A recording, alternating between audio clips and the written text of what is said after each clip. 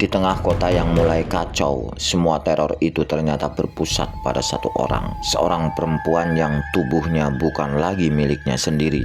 Matanya berubah hitam dan setiap kata yang keluar dari mulutnya bukan suara manusia. Dia adalah wadah dari sesuatu yang jauh lebih mengerikan. Dia adalah wadah dari sesuatu yang jauh lebih mengerikan.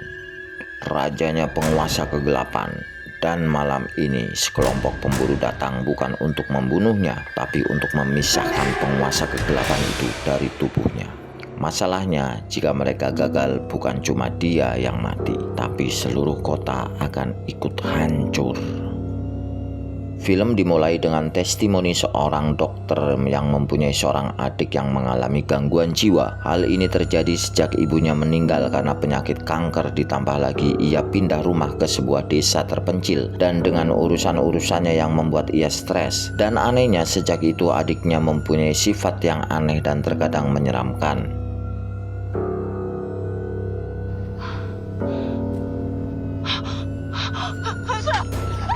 Sementara itu di sebuah kota terjadi kekacauan yang dilakukan oleh sekelompok orang-orang aneh. Mereka menebar teror dan maut penduduk kota, bahkan polisi pun tidak dapat mengatasinya. Di satu tempat, seorang polisi mendatangi sebuah kantor yang menamakan dirinya dengan Demon Hunter. Mereka yang berurusan dengan penguasa kegelapan mengadunya ke tim Demon Hunter. Tim ini dipimpin oleh seorang pria bernama Bau yang mempunyai kekuatan luar biasa, terutama sekali tinjunya. Ia dibantu oleh dua orang asisten. Yang pertama adalah seorang wanita bernama Sharon. Ia mempunyai keahlian melawan para penguasa kegelapan yang merasuki tubuh manusia. Dan yang terakhir seorang pria bernama Kim Gan. Ia bertugas mengumpulkan segala info mengenai para penguasa kegelapan itu. Polisi itu membawa seorang pria yang kehilangan anak gadisnya yang bernama Si Jin. Ia sudah putus asa, bahkan polisi pun tidak mampu melawan dan membebaskannya. Singkat kata, akhirnya mereka segera mencari gadis yang bernama Si Jin itu. Sampailah mereka ke sebuah gedung. Gedung itu sangat misterius karena tembok-tembok ditulisi tulisan-tulisan yang mengarah kepada para pemuja alam kegelapan. Namun begitu masuk ke gedung itu, mereka dihadapkan satu pemandangan yang miris. Di situ banyak para pecandu yang sudah tidak bisa tertolong lagi. Mereka masuk lebih ke dalam lagi ke gedung itu. Di satu sudut gedung itu, mereka bertiga melihat sebuah ruangan yang dijaga ketat. Bau dan teman-temannya tidak tahu di dalam ruangan itu sedang diadakan upacara pemujaan terhadap penguasa kegelapan. Bau yang mempunyai kekuatan fisik besar ini tanpa ragu segera menghampiri tiga orang penjaga itu. Sedetik kemudian terjadi pertarungan yang seru. Tinju Bau benar-benar seperti badai menghantam para penjaga itu, sehingga mereka pun tidak berdaya. Salah satu tubuh itu dilemparkannya ke arah ruangan itu. Di dalam ruangan yang sedang melakukan upacara pemujaan itu pun terhenti. Semua orang dalam ruangan itu memandang ke satu arah dan langsung menyerang Bau dan kawan-kawannya. Pertarungan di sini lebih menyeramkan lagi, dan lebih menyeramkan lagi setiap tinju Bau mengenai tubuhnya. Tubuh lawan itu mengepulkan asap hitam tipis. Sharon menghampiri sosok di tengah yang tertutup kain putih yang segera ditariknya. Nampak seorang perempuan entah tertidur atau pingsan. Namun begitu tangan Sharon menyentuh kepalanya, ia langsung menjerit kesakitan. Ternyata Sharon berusaha mengeluarkan kuasa kegelapan yang merasuki tubuh perempuan itu. Perempuan itu terus menjerit, apalagi setelah Sharon menghadapkan sebuah cermin ke wajah perempuan itu. Ceritanya semakin keras, melengking dan penuh dengan kengerian. Sementara Bau masih menghajar para pengikut pemuja kegelapan itu, dan Kim Gan masih merekam seluruh kejadian itu. Dan tiba-tiba cerita wanita itu lenyap secara mendadak. Wajah perempuan yang tadinya penuh kegelapan itu sekarang sudah normal. Ternyata kuasa kegelapan itu belum sepenuhnya merasuki tubuh perempuan itu, sehingga tidak terlalu sulit untuk mengeluarkannya, kata Sharon. Dengan begitu misi ini berhasil. Malamnya Jung Won memantau perkembangan adiknya sambil membuka video-video lama bersama adiknya. Ia menangis sedih, tidak menyangka adiknya mengalami hal seperti ini. Tiba-tiba ia melihat di monitor Ung Sue menghilang. Dengan panik ia menuju ke ruangan tempat di mana adiknya dirawat.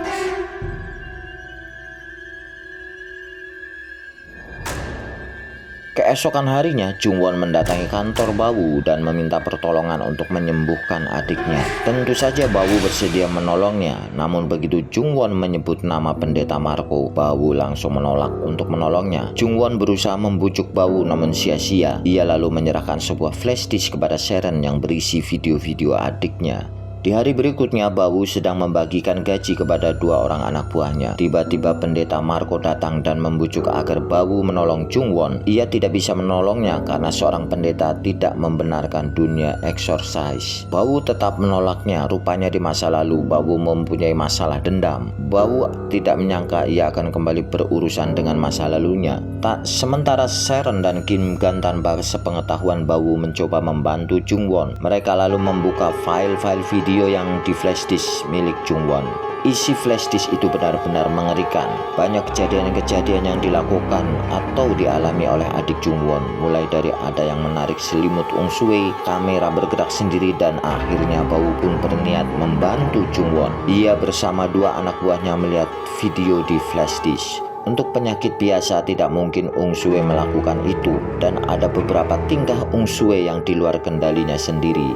Dan ternyata yang mengganggu adik Jungwon ada hubungannya dengan masa lalu Bawu. Sejak kecil Bawu dan Joseph hidup di panti asuhan, dan sejak kecil pula diketahui Bawu mempunyai kekuatan yang luar biasa. Sementara Joseph mempunyai kekuatan supranatural yang mampu mengusir penguasa kegelapan yang merasuki tubuh seseorang. Sejak itu Joseph dikucilkan oleh teman-temannya, sementara Bawu tetap melindunginya. Setelah besar Bawu merantau dengan mengandalkan tinjunya. Ia mencari uang di dunia kekerasan. Namun setelah pulang diketahui Joseph telah membunuh seluruh anak panti asuhan dengan kekuatannya. Sejak itu Bawu memburu para penguasa kegelapan. Akhirnya Jungwon dan Bawu bertemu. Sharon menjelaskan kepada Jungwon bahwa ada penguasa kegelapan dalam diri adik Jungwon.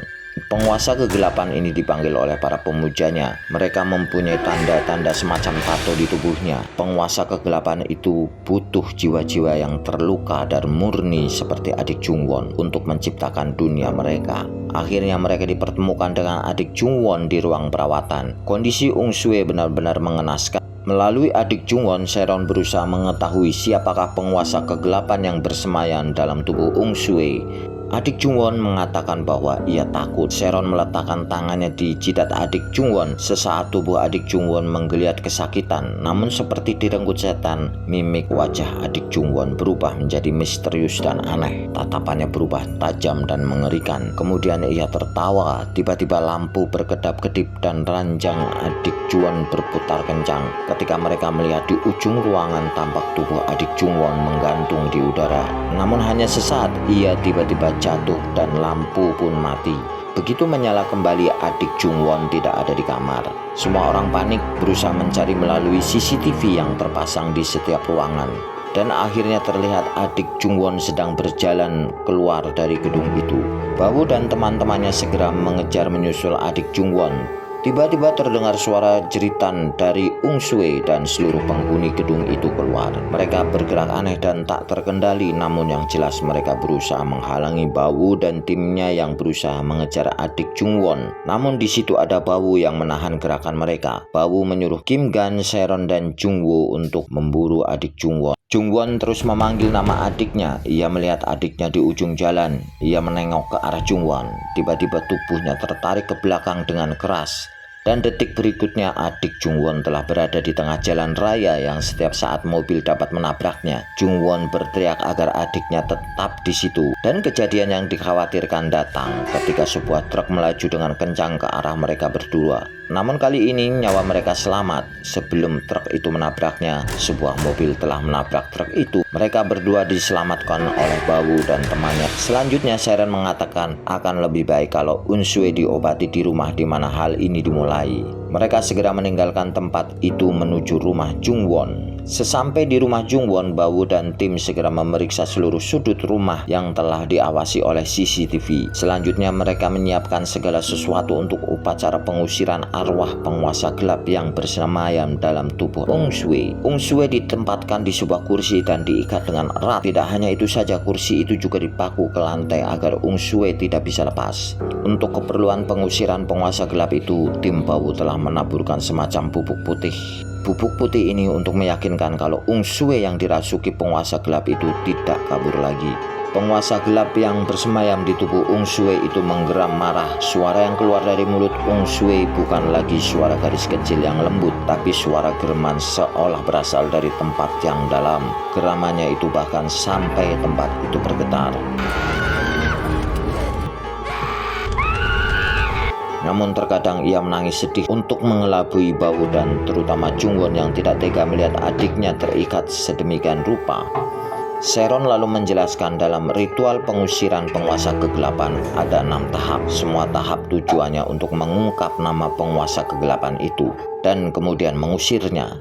Ritual ini tidak bisa dihentikan. Kalau dihentikan akan membahayakan Ungsue dan kita semua.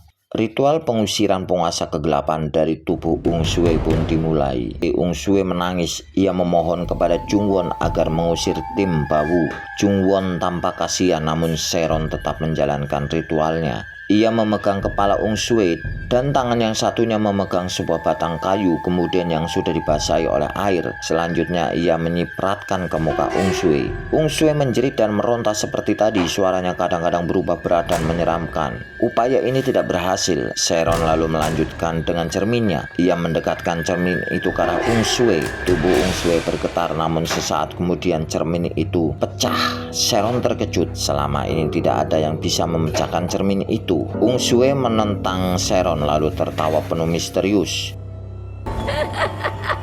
Kemudian dari mulut Ungsue keluar mantra-mantra, semakin lama suaranya semakin berat dan misterius.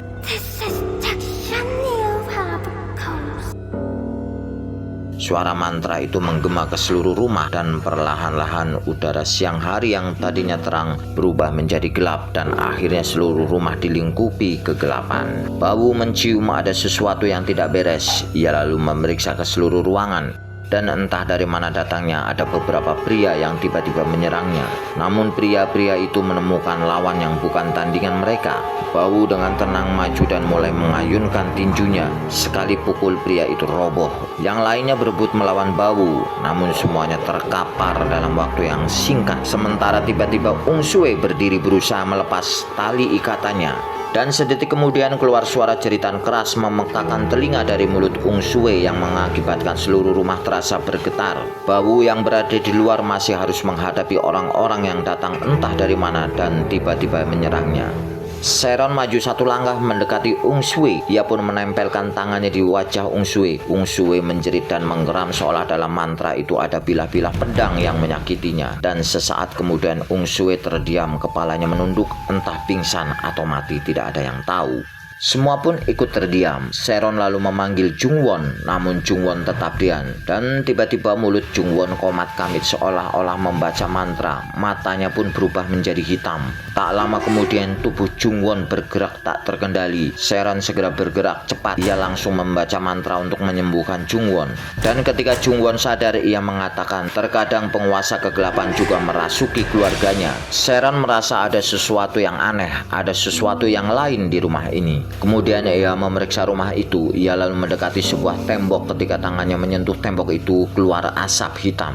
Ketika Bawu merobek stiker yang menempel di tembok, tampaklah tulisan-tulisan dengan huruf kuno. Sharon menyimpulkan inilah penyebab yang membuat terkadang sesuatu terjadi. Rumah ini telah dikutuk. Tiba-tiba terdengar jeritan Ungsue. Kim Gan segera menuju ruangan Ungsue berada. Selama perjalanan menuju ruangan, tampak tembok itu mengeluarkan percikan bara yang menjalar di tembok rumah mengikuti Kim Gan. Tak lama kemudian Bawu, Sharon, dan Jungwon menyusul. Begitu melihat Jungwon, Ungsue memohon dan memelas agar dilepaskan ikatannya. Sebagai kakak, Jungwon yakin ini adalah suara Ungsue. Ia hendak mendekati namun dicegah Bawu. Dan memang ini adalah akal-akalan penguasa kegelapan. Ungsue tertawa lirih namun menyeramkan. Ia memandang Bawu dan mengingatkan kejadian di masa lalu di mana ia membunuh anak kecil di panti asuhan. Bawu membantahnya. Ungsue mengeluarkan suara anak kecil yang memelas. Tak lama muncul sosok manusia tanpa wajah dan bentuknya pun tak beraturan. Ia memperkuat pendapat Ungsue, bahkan Bawulah yang membunuh anak-anak kecil.